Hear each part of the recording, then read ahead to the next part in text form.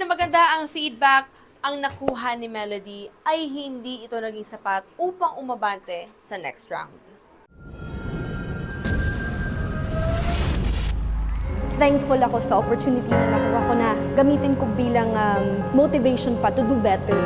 Hello Clash Nation, this is Melody Hodgson. Una ko talaga nahiisip is para siyang death circle. Isa pumasok sa isip ko, sabi ko, naku, ito na yata yung pinakamahirap kong laban na rating sa buong buhay ko. Parang hindi ko in-expect na ganun kalala yung mangyayari. Kasi kaming mga clashers, ang dami naming theories sa anong pwedeng mangyari. So, overthinkers na kami. Tapos biglang nung inanunsyo yun, parang naisip ko, mapapalaban talaga ang lahat dito. Talagang it's all up to luck din eh. Kasi depende kung sino makakalaban mo. Siguro medyo mahirap kasi siya kasi wala kaming choice.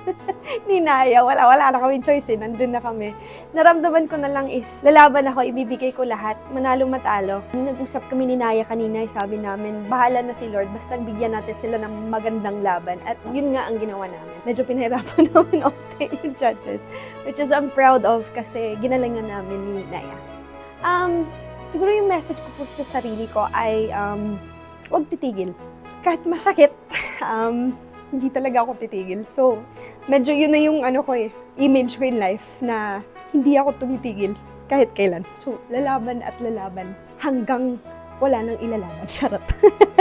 Again, this is Melody Hodgson and I'm grateful at thankful na naging part ako sa The Clash Top 24.